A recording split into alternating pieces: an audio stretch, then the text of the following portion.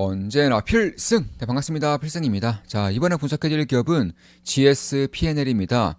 자, 작년에 외국인의 관광객 수가 사상 최대치를 기록했습니다.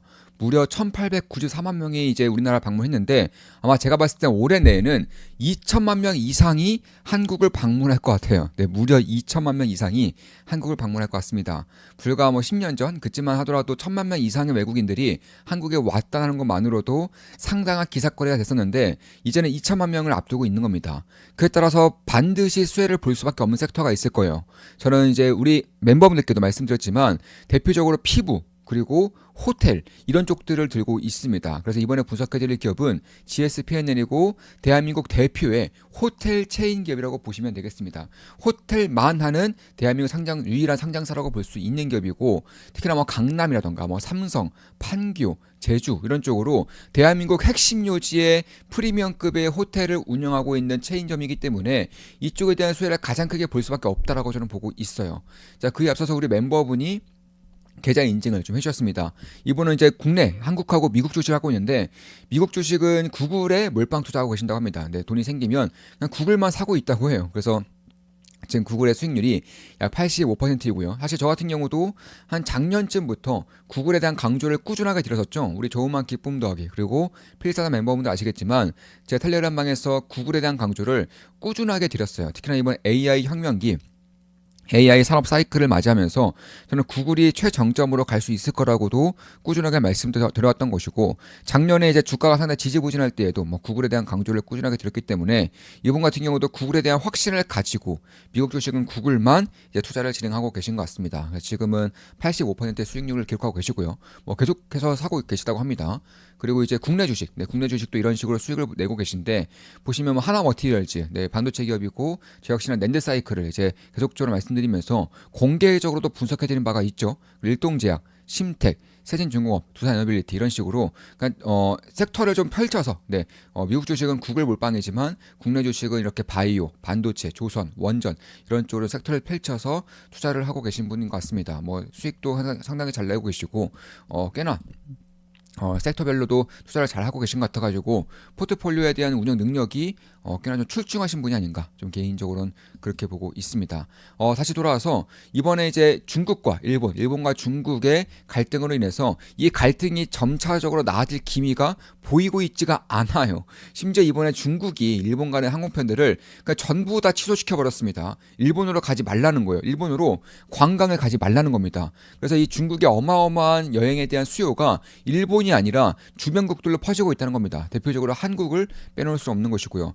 따라서 호텔 전업기업으로서의 그런 높은 그런 회자를 가지고 있는 기업이라는 것과 특히나 이제 손님이 얼마나 많이 오든 그에 따른 비용 증가는 별로 없어요. 손님이 10명이 오든 100명이 오든 호텔 기업에서 낼 수 있는 비용은 거기서 거기라는 겁니다. 99명 오다가 150명 온다고 해서 인력을 더 뽑는 것도 아니고요. 150명 오다가 100명밖에 안 온다고 해서 인력을 자르는 것도 아니죠. 그래서 그냥 사소한 비품 정도만 더 쓰이는 것밖에 없기 때문에 사실 영업 레버리지 효과가 굉장히 크다고 할 수 있습니다. BEP를 넘어서게 되면 객실 하나하나 팔릴 때마다 영업이익이 거의 100%가 찍혀버리기 때문에 레버리지 효과가 굉장히 크고요.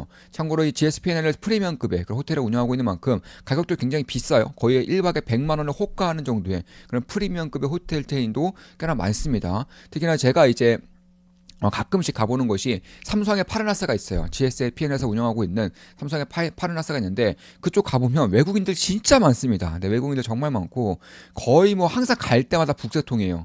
평일에 가든 주말에 말할 것도 없고 평일에 가도 그냥 그 근처 식당에 다 꽉 차 있고 웨이팅을 서야 될 정도로 굉장히 좀 인기가 많은 그런 지역이 됐는데 거기서 이제 운영하고 있는 호텔을 운영하고 있는 기업이 GSPNL이라는 것입니다.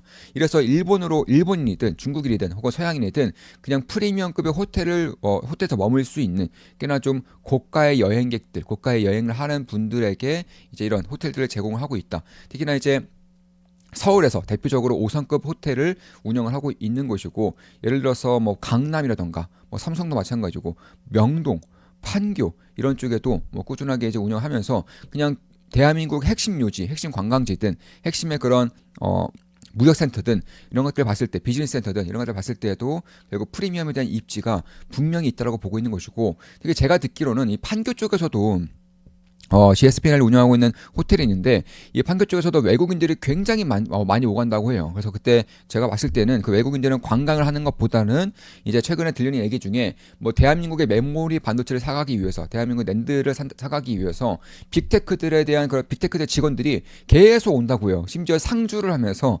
물량을 따낼 때까지 미국으로 안 돌아간다고 하는데 그 대부분의 외국인들이 판교에 머무는 경우가 꽤나 많다고 합니다. 판교에 그런 센터들이 많다 보니까 그런 것인데 그런 것들을 봤을 때도 결국 비즈니스든 관광이든 대부분의 수요를 충족시킬 수 있는 것이고 무엇보다도 프리미엄 객실 전략을 운영하고 있기 때문에 영업 레버리지 효과가 꽤나 세게 지킬 수밖에 없다는 점에서 저는 이 GS 패널을 꾸준하게 봐야 한다라고 생각을 하고 있습니다. 특히나 외국인 관광객들에 대한 수요가 몰리는 게 대한민국의 위상 자체가 올라가고 있기 때문에 그런 것인데 위상이 한번 올라가게 되면 웬만해선 꺾이지가 않아요. 언제적 유럽입니까? 언제적 유럽인데 지금도 유럽의 위상이 꺾이지 않고 있단 말입니다. 특히 대표적인 관광 강대국들이죠. 마찬가지로 대한민국이 작년부터 이 사이클이 시작되고 있는 것이기 때문에 저는 꽤나 길게 갈 수밖에 없다라고 보고 있습니다. 그래서 대한민국의 뭐 엔터타도 마찬가지고 피부 화장품이라던가 피부 시술 그리고 호텔 체인 이런 쪽들이 대표적으로 수혜를 볼 수 있다 이렇게 보고 있는 것이고 따라서 제가 봤을 때는 실적이 그냥 올해 실적이 안 좋게 나올 수가 있을까에 대한 생각을 해보고 있는 겁니다. 특히 고정비가 굉장히 크기 때문에 고객 수가 늘어나면 늘어날수록 영업이익이 거의 100%를 지켜버리기 때문에 상당한 레버리지 효과가 있는 것은 사실이고요. 특히 글로벌 관광에 대한 수요가 폭증을 하고 있고 외화 결제가 이제 이루어지는 경우가 꽤나 많은데 이때는 환율에 대한 그런 장점을 가져가는 거죠. 왜냐하면 원화가 약세이기 때문에 외국인들이 달러로 이제 결제를 하게 되면 그때는 원화를 받는 구조다 보니까 GSPN이 여기에 대한 수혜도 작지 않게 보고 있는 것이고 따라서 그런 것들을 감안했을 때 결국에는 프리미엄 호텔의 전략이 꽤나 잘 통하고 있고 그리고 이제 미래 전략까지 펼치고 있는데 이 호텔을 좀 리모델링을 해서 시니어 하우징, 시니어 이제 마을을 세우겠다라는 그런 청사진도 가지고 있긴 합니다.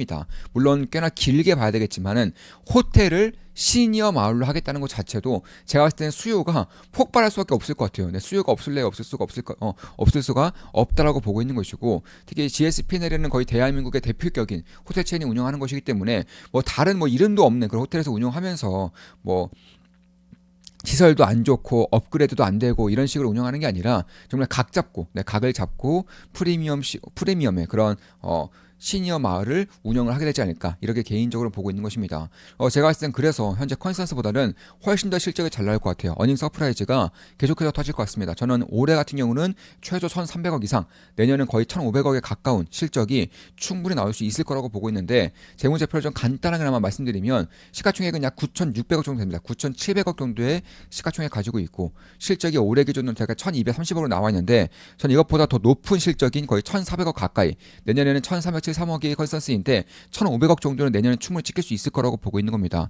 그래서 제가 봤을 때는 P5R 기준으로도 대략 8이 안 되는 수준이라고 보고 있는 것이고 PR 기준으로도 forward PR 기준으로는 10이 안 되는 그런 수준으로 있기 때문에 다른 호텔 체인들에 비해서 오히려 저평가를 받고 있다는 것입니다. GSPNL의 사업 구조를 보면 저평가를 받을 이유가 별로 없음에도 불구하고 오히려 저평가를 받고 있다는 거예요. 그래서 그런 것들을 감안했을 때 결국 외국인 관광객들이 몰려드는 것과 그때는 단가 인상에 대한 효과, 영업 레버리지 효과를 구성했을 때 업사이드가 어느 정도 될 것인지에 대해서는 각자가 한번 판단해 볼 필요가 있지 않나 이렇게 생각을 하고 있는 것입니다. 특히나 이제 배당 성향을 40%까지 하겠다고 목표를 제시를 했어요. 엄청나게 주저 친화적이라는 것인데 버는 돈의 40% 배당하겠다는 것은 장기적인 매력도 역시나 꽤나 올라갈 수 있다는 것이고 밸류에이션을 리레이팅할 수 있는 요소들도 꽤나 올라갈 수가 있다라는 것입니다. 그래서 그런 것들 감안했을 때 그리고 안정적인 수익을 바탕으로 해서 안정적이고 꽤나 가파른 성장을 바탕으로 해서 배당 성향도 꽤나 많이 주게 된다면 장기 투자 매력도 역시나 올라갈 수 있다는 점에서 저는 GSPNL을 여전히 관심을 가지고 지켜봐야 한다고 생각을 하고 있습니다. 물론 제 모든 영상은 매수매도 추천 리딩 아닙니다. 참고하시면 되겠습니다. 지금까지 필승이었습니다. 외국인 관광객들의 폭증과 일본과 중국과 일본의 그런 뭐랄까요, 그 사이가 악화되는 것에 따른 한국의 좀 수혜를 볼 수 있다라는 거. 객실의 한정적인 데 반해서 프리미엄 가격이 계속 올라가기 때문에 레버리지 효과가 꽤나 크게 발생할 수 있다는 점도 분석해드렸습니다. 필성 구독, 알림 설정, 좋아요는 여러분들께 도움이 됩니다. 필승!